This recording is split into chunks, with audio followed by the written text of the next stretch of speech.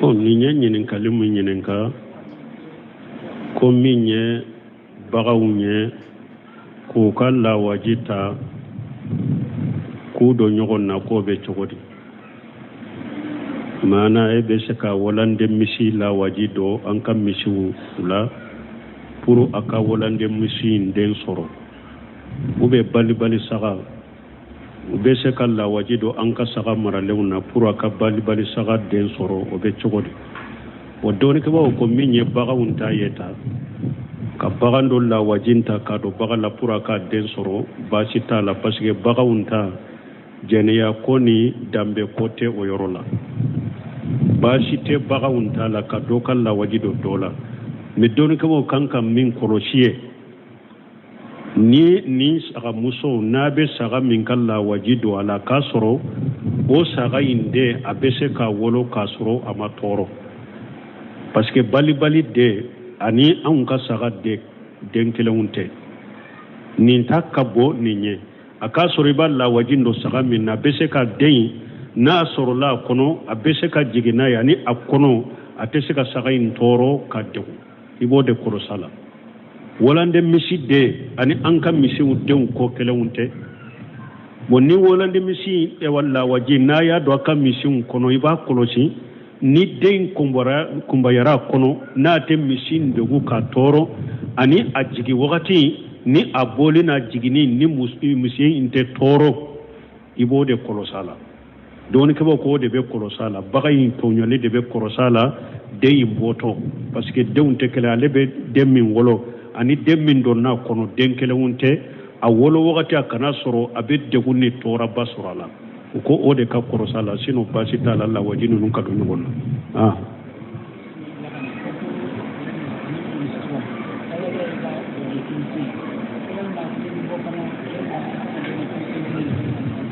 bo konni mo be do misiri kono adabu ibe do ni kininse ni be bo yala ibe bo ni kininse de ayi ni be bo ibe bo ni numanse de ibe numanse folo de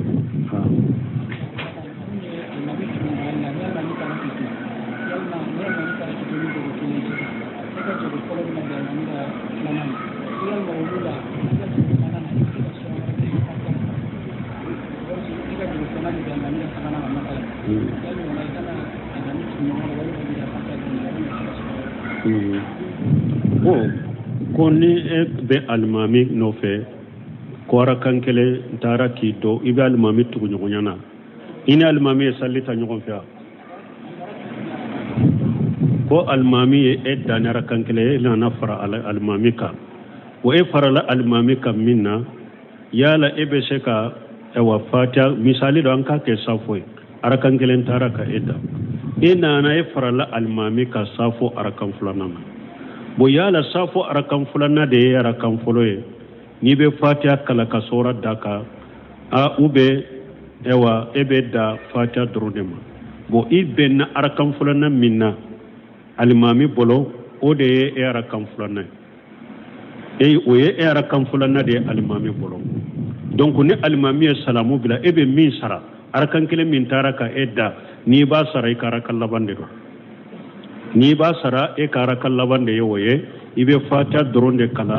bo ni aya soro min ni dabe bange da ita bange na ya soro sora de be daka ite sora daka ikara kallaban de don almame salamu bila ni ba sara ikara kallaban de do ibe fata dronde kala ka fo da jukro ita bange sora te daka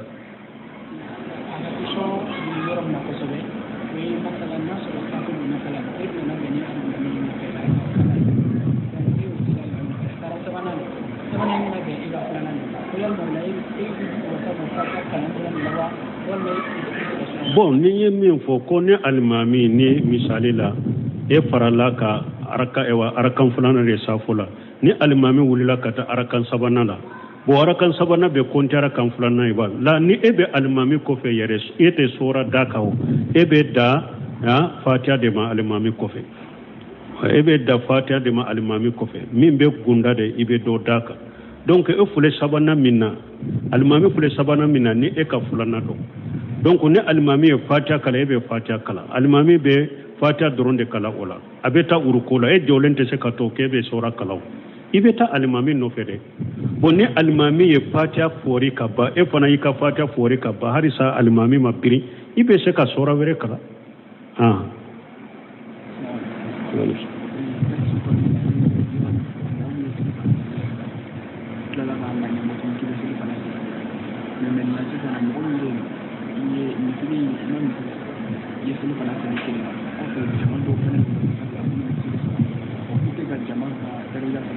bo ni nya faamu ni nyemmi fo an ko ni mo mi nyeka salli fana salli ko pe yi tugu e ya do salli min sarila ayu wasa e sagira wakati ko ibe sagi salli fana kan ko de te sariya an ko de ni sagira salli ka chogola de min te sariya anyo de fo kuma kono bon ni nyemmi fo sisa e kelenye salli fana salli ka so kono ni nana misirila iya soro mogo be salli fana salli ima sagi salli fana kawo ciden ko ka salli no fe da be kiman nafila de donc ima sagi salli fana kan yoro la de ni kelenye mi sallo de ka salli fana ibe sage min ka jaman no fe wote salli fana e bolo o be ngan yan nafila de ha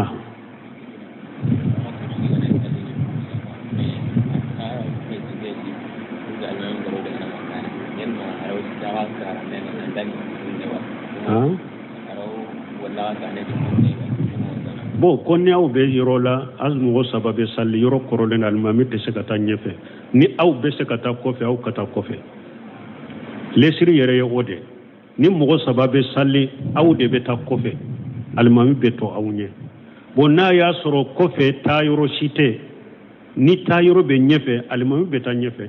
wala bo ni ote almami be se katema anyeni hakeni minye drobe salli fattaqullaha masatatu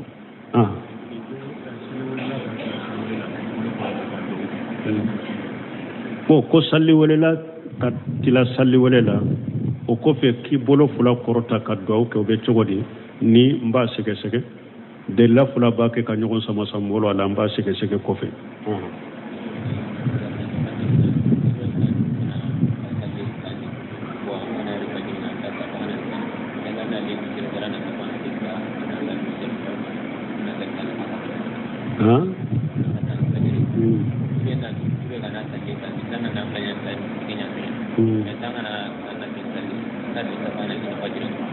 bo konni mo min kon ni ko ebe arakata al fajr salli ka sokono ite safa folo ke soro ika salli safa folo kata kida ay na misirila ika arakata al fajr salli misirila ika safa folo soro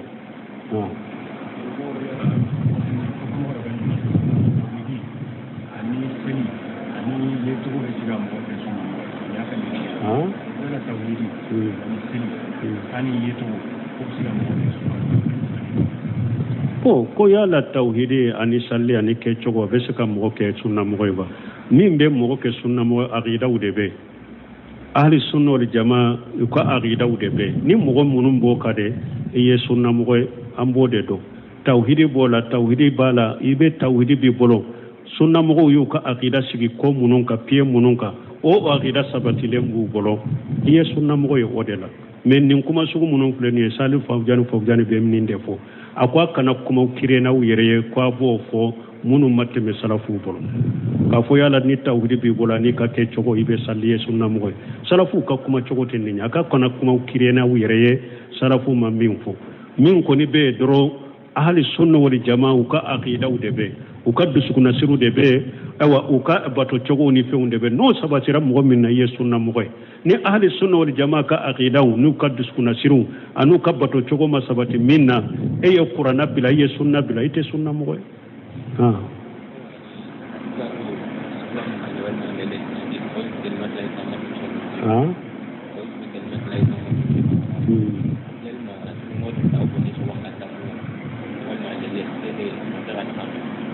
ko minye a'udhu bi kalimatillahi tammati min sharri ma khalaqa zikru munum be fo sogoma ani azkaru munum be fo ulafe ko do ko sogoma be fo sinyatande ko be chogodi ali uthemi aye ajikaru kitabu do dila ako a'udhu bi kalimatillahi tammati alayya allah saha ko abe fe ulafula abe fo ulafula do wudela sinyakele ako abe fo ulafula do wudela sinyakele me ajikaru kitabu do ya do sogoma ika fo sinya saba wala fa ka fo sinya saba basi ti sa sela me minya uthemi ka ajkaru kitabu inna ale ko auzu bi kalimati llahi tammati misari ma khalaqa abe fo ula flat do wude la be fo sinya kelede men ni no nyogo na ko ni mo mi nya fo sinya saba basi tala don ke ba do yo fana fo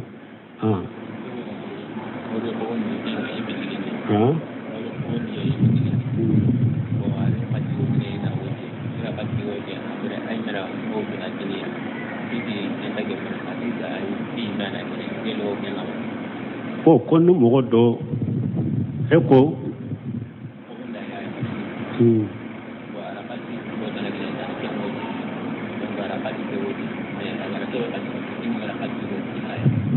ko ale tara fere ke sanni ke doka bitiki kono sanni ko fe ko ale ye wori fale ale de bitiki ka wori fale ko bitiki ya ka wori fale jonya wori di ko fe wori tigi ye dota ka di bitiki ma ko bitiki ko ni debbe ko akwale yere de yati una ya suru masarataka bo wori mafale o kanka fana na ayere de yata ka dama karsai nyuman kinyere kan nin kai ayere de yata yerema au ma sarati ema falen ko kama bashi to minalila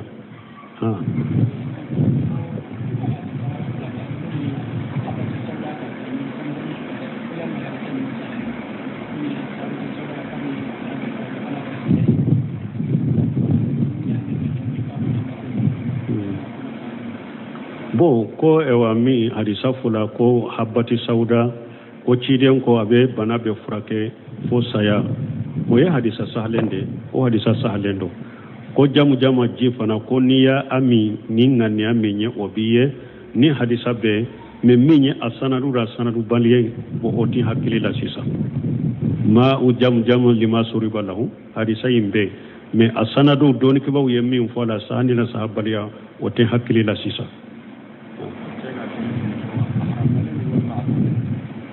ko ce ka tigeli musoma haramulendo uba konendo amba fo ce ka tigedi wali musoma haramulendo uba konendo haramu de do ciden ko sallallahu alaihi wasallam akwa dola kele kala limiseli de ika sori ifari kolo kono fo abeka do kono dimi mimba ola de toro mimbola de akoy ko ki yere law dakari kam maga musola musomi maga nyona te dagaye awa ciden ko fana ako nya fula be jeniya ke nya fula jeniya munye ka wal musolla jeni damu ako nembe jeniya ke nenka jeniya munye ka wal muso kuma nyoya ni damu ako bolo fula be jeniya ke bolo fula ka jeniya munye kama wal musola ni damu ako tilo fula be jeniya ke tilo fula ka jeniya munye ka wal muso ka kuma lameni damu ako siem fula be jeniya ke siem fula ka jeniya munye katama kata wal muso na ni damu nyine ako nin nunun be yu ka barake atobe duskumbolo dusukun fana ka jeniya munye ka wali muso kanu nunun be barake imanye fela na ka barake u batake donc atebe haramu de do iki bolo de wali muso ma ciden ko sallallahu alaihi wasallam tumame ayem muso wallahi du nyogonya ni ciden nye chew wallahi du nyogonya dina ko bu bolo de ciden ma tumame ayem muso wallahi du nyogonya muso do ya bolo sama kata ciden ma ko ne nabi nyuma de netim bolo de wali muso ma ne nabi nyuma de netim bolo de wali muso ma an bai setu ko ciden bolo ma maga wali muso bolo la abada ni eko duskun kanyi de duskun benya ka ciden bo ebe sirala nya ka ciden bo wala ki bolo de wali muso ma o ya haramu de islamiya sariala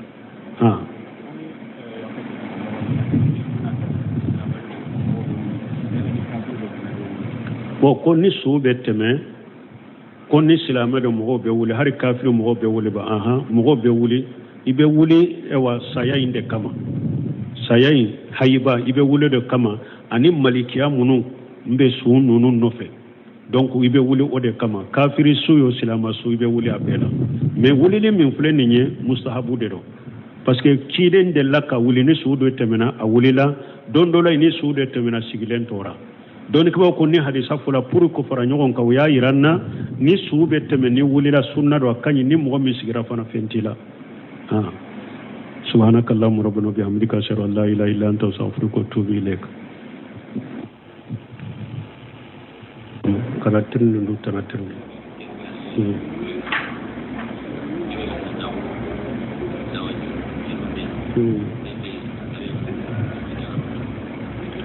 bon ni ɲininkali min ɲininka ko min ye bagaw ye k'u ka lawaji ta k'u don ɲɔgɔn na k'o bɛ cogo di maana e bɛ se ka walande misi lawaji dɔ an ka misiw la pour a ka walande misi in den sɔrɔ u bɛ bali saga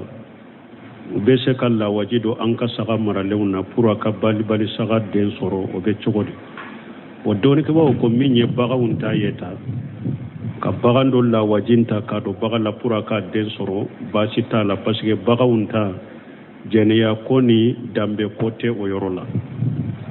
baasi tɛ bagaw ta la ka dɔ ka lawaji dɔ la mais dɔɔnikɛbaaw kan ka min kɔlɔsi ye ni sagamuso n'a bɛ saga min ka lawaji don a la k'a sɔrɔ o saga in de a bɛ se ka wolo k'a sɔrɔ a ma tɔɔrɔ parce que bali de ani anw ka saga den kelenw tɛ nin ta ka bɔ nin ye a k'a sɔrɔ i b'a lawaji don saga min na a bɛ se ka den n'a sɔrɔla a kɔnɔ a bɛ se ka jigin n'a ye ani a kɔnɔ a tɛ se ka saga in tɔɔrɔ ka degun i b'o de kɔlɔsi a la walande misi de ani an ka misiw denw kɔ kelenw tɛ bon ni walande misi lawaji n'a y'a don a ka misiw kɔnɔ i b'a kɔlɔsi ni den kunbayara kɔnɔ n'a tɛ misi degun ka tɔɔrɔ ani a jigi wagati ni a bɔli n'a jiginni ni misi in tɛ tɔɔrɔ i b'o de kɔlɔsi a la dɔɔnikɛbaaw k'o de bɛ kɔlɔsi a la bagan in tɔɲɔli de bɛ kɔlɔsi a la den in bɔtɔ parce que denw tɛ kelen ale bɛ den min wolo ani den min dɔn n'a kɔnɔ den kelenw tɛ a wolo wagati a kana sɔrɔ a bɛ degun ni tɔɔrɔba sɔrɔ a la u ko o de ka kɔlɔsi a la sinon baasi t'a la lawaji ninnu ka don ɲɔgɔn na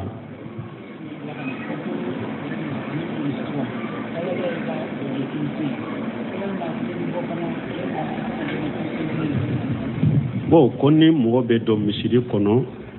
adabu i bɛ dɔn ni kinisɛ ye n'i bɛ bɔ yala i bɛ bɔ ni kinisɛ de ayi n'i bɛ bɔ i bɛ bɔ ni numansɛ de i bɛ numansɛ fɔlɔ de bɔ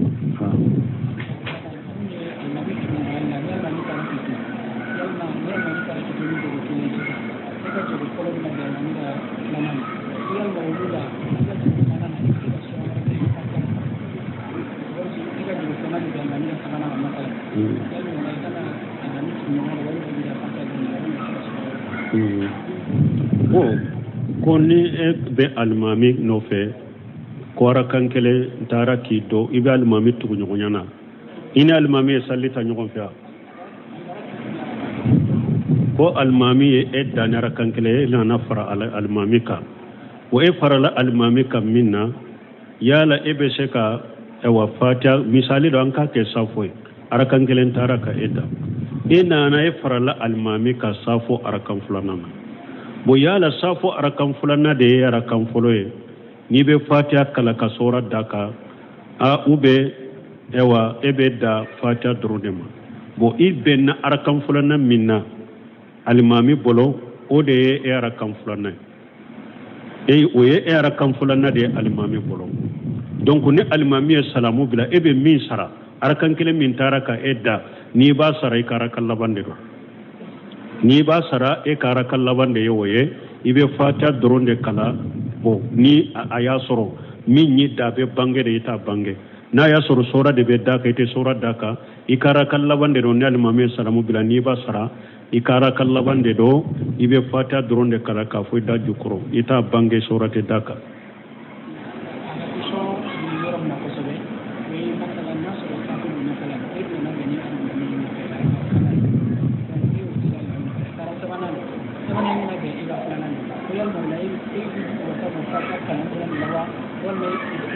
bon ni ye min fɔ ko ne alimami ni misali la e farala ka arakan filanan de safo la ni alimami wulila ka taa arakan sabanan la bon arakan sabanan bɛ compter arakan filanan ye ba la ni e bɛ alimami kɔfɛ yɛrɛ e tɛ sora da kan o e bɛ da fatiha de ma alimami kɔfɛ e bɛ da fatiha de ma alimami kɔfɛ min bɛ gunda de i bɛ dɔ da kan donc e fule sabanan min na alimami fule sabanan min na ni e ka filanan dɔn donc ni alimami ye fatiha kala e bɛ fatiha kala alimami bɛ fatiha dɔrɔn de kala o la a bɛ taa uruko la e jɔlen tɛ se ka to k'e bɛ sora kala ibeta alimami no fede bonni alimami ye fatiha fori kaba e fana yika fatiha fori kaba harisa alimami mapiri ibe se ka sora were kala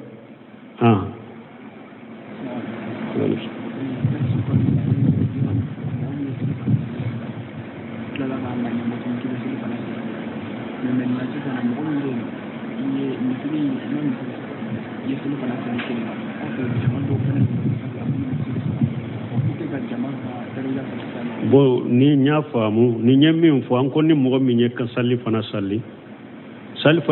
ko fe yi tugu e ya do salli min sarila ayu wasa e sagira wakati ko ibe sagi salli fana kan ko de te sariya an ko de ni sagira salli ka chogola de min te sariya anyo de fo kuma kono bon ni nyemmi fo sisa e kelenye salli fana salli ka so kono ni nana misirila iya soro mogo be salli fana salli ima sagi salli fana kawo ciden ko ka salli no fe da be kiman nafila de donc ima sagi salli fana kan yoro la de ni kelenye mi sallo de ka salli fana ibe sage min ka jaman no fe wote salli fana e bolo o be ngan yan nafila de ha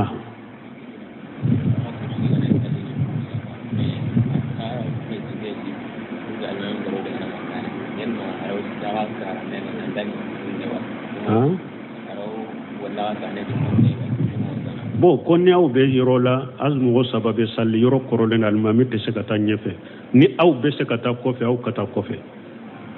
lesiri yere yode ni mo sababe salli aw de beta kofe almami beto awnye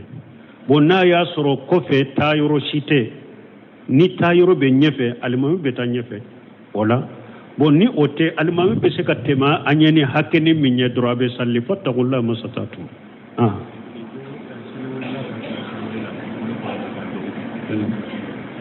bo ko salli walela tila salli walela o ko fe ki bolo fula korota ka do ko be chogodi ni mba sege sege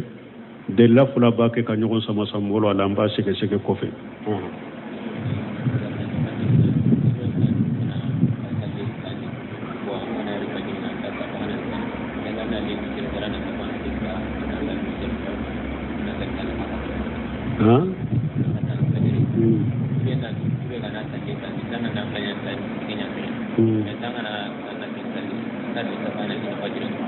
bo konni mo min on ni ko ebe arakata al fajr salli ka sokono ite safa folo ke soro ika salli safa folo kata kida ay na misirila ika arakata al fajr salli misirila ika safa folo soro